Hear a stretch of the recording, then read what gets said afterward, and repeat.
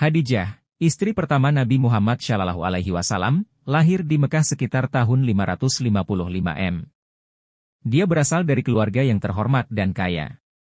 Ayahnya, Khuwailid, adalah seorang pedagang sukses yang meninggalkan warisan kekayaan dan hubungan dagang yang luas kepada Khadijah. Sejak kecil, Khadijah menunjukkan kecerdasan dan kebijaksanaan. Meskipun masa itu tradisi mengharapkan perempuan untuk fokus pada urusan rumah tangga, Khadijah menunjukkan minat pada dunia bisnis dan perdagangan. Kecerdasannya dalam mengelola bisnis keluarganya membuatnya dihormati di kalangan pedagang Mekah. Ketika Khadijah tumbuh dewasa, kecantikannya dan kepribadiannya yang baik menarik perhatian banyak pria terkemuka di Mekah. Meski memiliki banyak peminang, Khadijah memilih untuk tetap fokus pada karir dan bisnisnya. Kehandalan dan kepercayaan dirinya membawa kesuksesan yang semakin besar dalam perdagangan keluarganya. Suatu hari, Kabsyah, sahabat setia Khadijah, memberitahu tentang kejujuran dan integritas seorang pedagang bernama Muhammad bin Abdullah. Khadijah, penasaran, mengundang Muhammad untuk membantu mengelola perdagangan kargo miliknya. Keberhasilan Muhammad dalam tugas tersebut membuat Khadijah semakin terkesan. Pertemuan profesional berubah menjadi ikatan emosional yang mendalam. Meskipun perbedaan usia mereka, Muhammad yang dijuluki Al-Amin, yang dapat dipercaya, dan As-Sadiq, yang jujur, menarik hati Khadijah. Seiring berjalannya waktu, mereka semakin dekat, dan Muhammad akhirnya mengajukan permohonan kepada Khadijah untuk menikahinya. Khadijah menerima proposal itu dengan penuh sukacita. Pernikahan mereka menjadi bukti hubungan yang kokoh, berdasarkan cinta, pengertian, dan keterbukaan. Khadijah tidak hanya menjadi istri yang setia, tetapi juga mitra sejati bagi Nabi Muhammad dalam segala aspek kehidupan. Pernikahan mereka memberikan 5 anak, 2 putra, Al-Qasim dan Abdullah, yang meninggal pada usia muda, serta 3 putri, Zainab, Ruqayyah, dan Kulthum. Meski kehilangan beberapa anak, Khadijah dan Muhammad tetap menjalani kehidupan dengan kekuatan iman dan dukungan satu sama lain. Wafatnya Abu Talib dan Khadijah dalam tahun yang disebut sebagai tahun kesedihan, membawa duka yang mendalam bagi Nabi Muhammad. Khadijah, yang juga dikenal sebagai Ummul Mukminin, ibu orang mukmin, mendukung dan meyakini dakwah Muhammad dengan sepenuh hati. Kehilangannya menjadi cobaan berat, dan Rasulullah menyebutnya sebagai tahun yang penuh kesedihan karena kehilangan 2 sosok yang sangat dicintainya. Khadijah wafat pada tahun 619 M, menjadikan dia istri yang setia dan pilar kuat dalam perjalanan awal Islam. Meski telah tiada, warisan Khadijah tetap hidup dalam ingatan umat Islam sebagai contoh kesetiaan, keberanian, dan kebijaksanaan. Pernikahan dan kisah hidup Khadijah dengan Nabi Muhammad adalah contoh teladan tentang bagaimana kemitraan dan dukungan saling melengkapi dapat membentuk dasar yang kokoh dalam menghadapi cobaan dan kesulitan.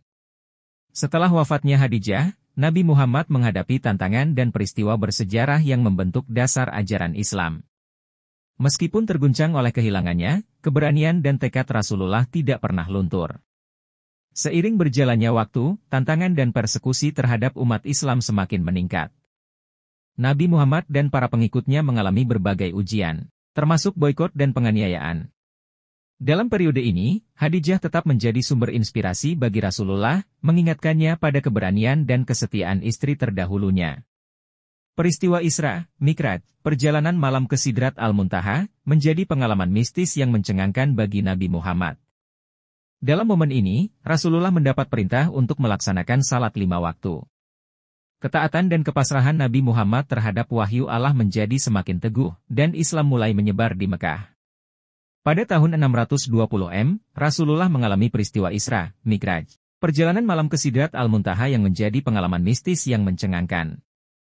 Dalam momen ini, Rasulullah mendapat perintah untuk melaksanakan salat 5 waktu. Ketaatan dan kepasrahan Nabi Muhammad terhadap wahyu Allah menjadi semakin teguh, dan Islam mulai menyebar di Mekah. Wafatnya Abu Talib, paman Nabi Muhammad yang melindunginya sejak kecil, meninggalkan luka yang dalam. Boikot yang diterapkan oleh kaum Quraisy terhadap keluarga Hashim dan keluarga Muttalib memperburuk kondisi umat Islam. Meskipun menghadapi kesulitan, Rasulullah tetap teguh dalam menyampaikan risalah Islam. Peristiwa penting lainnya adalah perjanjian Hudaybiyah pada tahun 628 M, yang menciptakan lingkungan damai antara Muslim dan non-Muslim di kawasan tersebut. Meskipun awalnya dianggap sebagai perjanjian yang tampak merugikan bagi pihak Muslim, Allah menyebutnya sebagai kemenangan yang besar. Setelah peristiwa Hudaybiyah, Islam semakin menyebar pesat. Pada tahun 630 M, Nabi Muhammad dan pasukannya berhasil memasuki Mekah tanpa perlawanan. Keberhasilan ini mencerminkan pemulihan Islam dan memungkinkan Rasulullah membersihkan Ka'bah dari berbagai patung dan objek penyembahan selain Allah. Selama periode ini, banyak orang Quraisy yang masuk Islam, dan Rasulullah menunjukkan sikap penuh ampun terhadap mereka yang sebelumnya telah memusuhi dan menganiayanya. Ini mencerminkan ajaran rahmat dan keadilan dalam Islam. Rasulullah wafat pada tahun 632 M, meninggalkan umat Islam dengan fondasi agama yang kokoh. Kisah hidupnya, dari masa muda hingga akhir hayat, menjadi landasan utama ajaran Islam. Meskipun Khadijah dan Abu Talib telah tiada, pengaruh dan dukungan mereka selama kehidupan Rasulullah membantu membentuk karakter dan keteguhan batinnya. Seiring berjalannya waktu, Islam terus berkembang dan menyebar ke berbagai belahan dunia.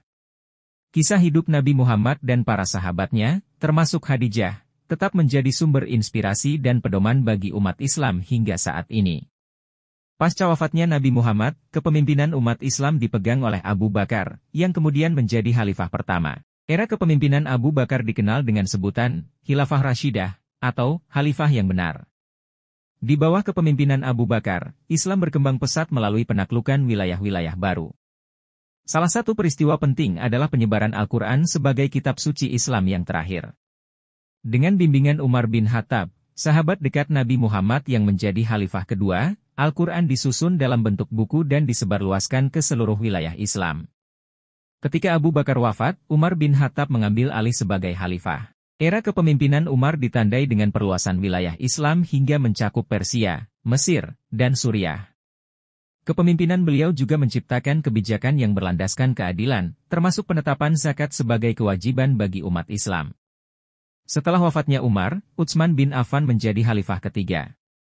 Kepemimpinan Utsman dicirikan oleh pembuatan mushaf Al-Quran standar dan penyebaran salinan-salinan tersebut ke berbagai wilayah Islam. Namun, kepemimpinannya juga menyulut ketegangan di kalangan umat Islam, yang pada akhirnya berujung pada pembunuhan Khalifah Utsman. Ketika Ali bin Abi Thalib, sepupu dan menantu Nabi Muhammad, menjadi khalifah keempat, umat Islam menghadapi masa konflik yang dikenal sebagai Perang Saudara Islam, atau Fitnah Pertama. Pertikaian antara kelompok yang mendukung Ali dan kelompok yang menuntut keadilan atas pembunuhan Utsman menyebabkan perpecahan di kalangan umat Islam. Ali bin Abi Thalib wafat sebagai khalifah keempat setelah terjadinya peristiwa dramatis di Kufah pada tahun 661 M. Setelah kematiannya, Muawiyah bin Abi Sufyan menjadi khalifah dan mendirikan dinasti Umayyah, yang menjadi pemerintahan Islam selama beberapa abad. Sejarah Islam selanjutnya melibatkan perkembangan dinasti-dinasti dan kekhalifahan berbeda, termasuk masa keemasan Abbasiyah, peristiwa Perang Salib, serta masa kejayaan dan kehancuran kekhalifahan seperti kekhalifahan Utsmaniyah. Selama berabad-abad, Islam terus berkembang dan bertransformasi, menciptakan keragaman budaya dan intelektual. Ajaran Islam dan kehidupan Nabi Muhammad serta para sahabatnya tetap menjadi panduan moral dan spiritual bagi umat Islam di seluruh dunia hingga saat ini.